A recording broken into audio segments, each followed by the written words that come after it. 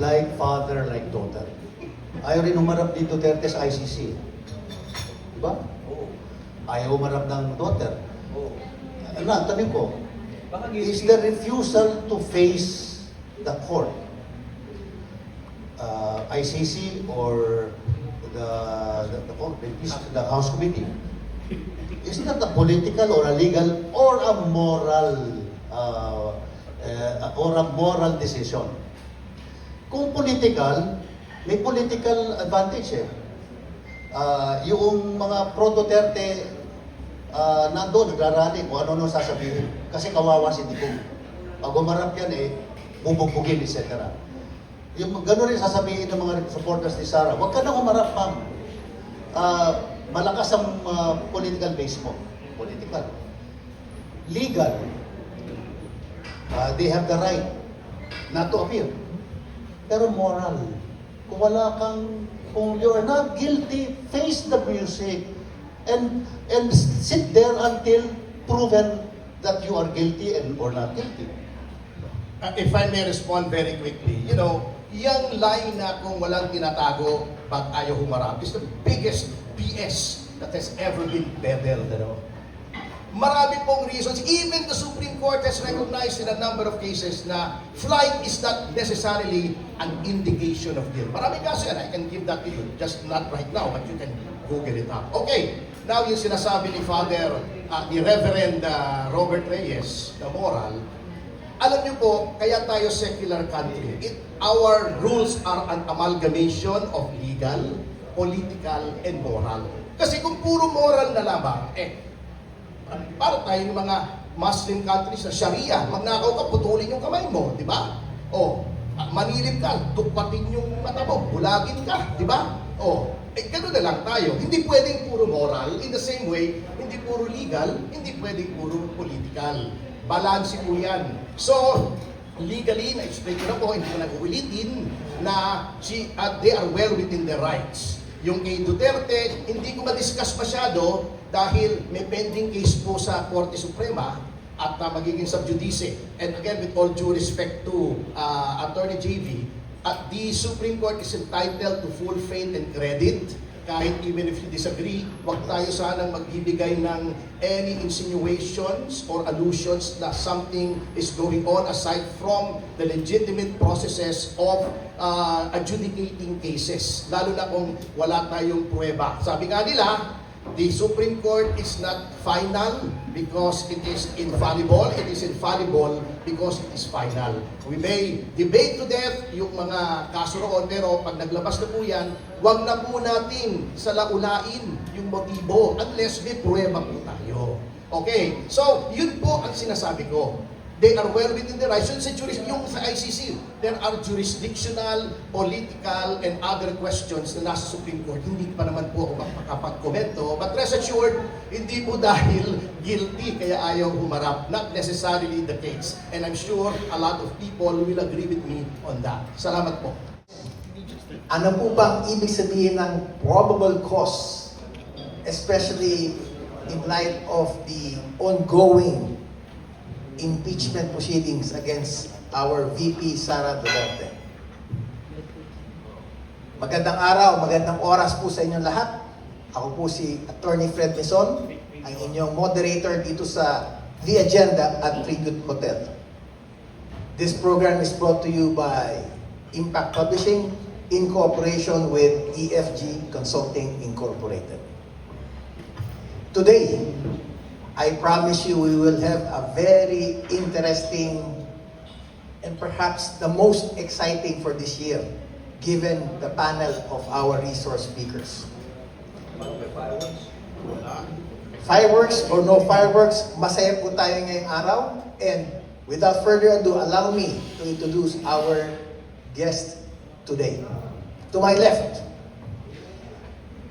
he is the deputy spokesperson for the Partido Demokratiko Pilipino. He is the managing partner of Topacio Law Office. He is a veteran litigator and the country's most visible legal figures in high-profile and politically sensitive cases. Allow me to introduce to you Attorney Ferdy Topacio. Good morning, sir. Yes, good morning. And to my right, convener of Clergy for Good Governance, often referred to as the running priest. Pare, nakulong, mahilig sa protesta, at hindi natatakot.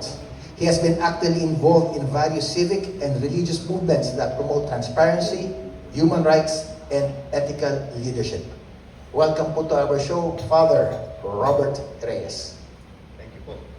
And finally, mainstay na po natin dito, ang ating legal counsel and constitutional expert and convener of Artikulo 11. He is a respected lawyer in legal research, public policy, and governance issues, and been actively involved in discussions and initiatives related to constitutional accountability, particularly impeachment processes in the Philippines. Welcome to our show, Attorney J.V. Bautista. Good morning, and thank you for having me here with this very colorful gentleman. Okay. Before we proceed to our colorful discussion, unahin na po natin. Siguro, Attorney Ferdy, ikaw mauna. Please enlighten our viewers and listeners. Ano po ba talaga ang probable cause? Based on your legal expertise, what is this probable cause all about? Thank you, Panyero.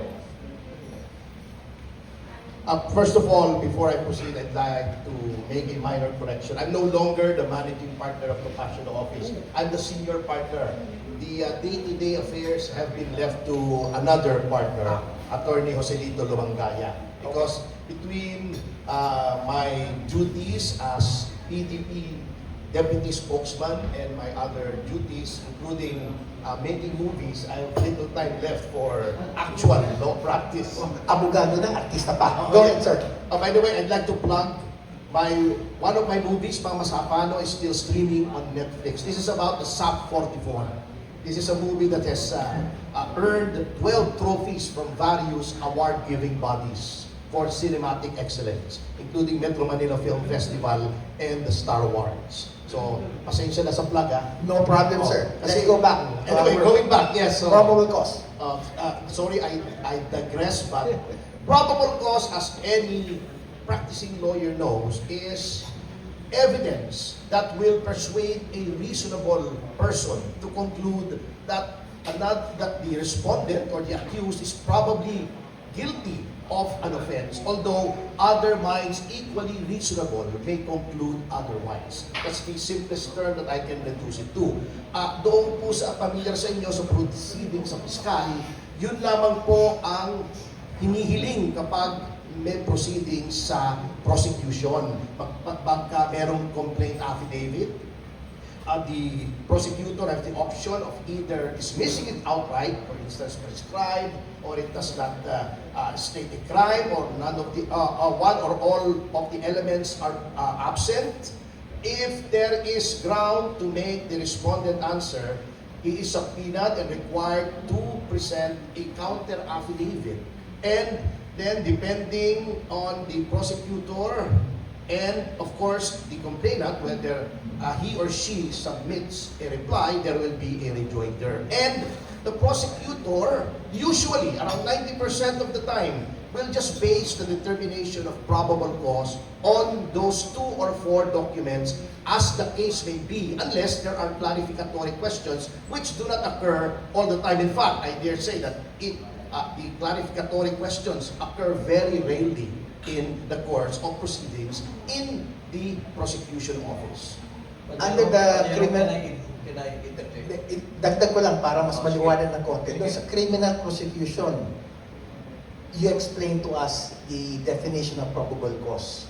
Do you think, Attorney Ferdy, dito sa nangyayari sa impeachment proceedings, is there proper application of the determination of probable cause by the prosecutors? Kasi ang prosecutors body yung House eh.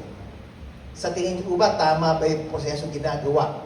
Na you said clarification hearings not required, but at the same time, hindi naman bawal.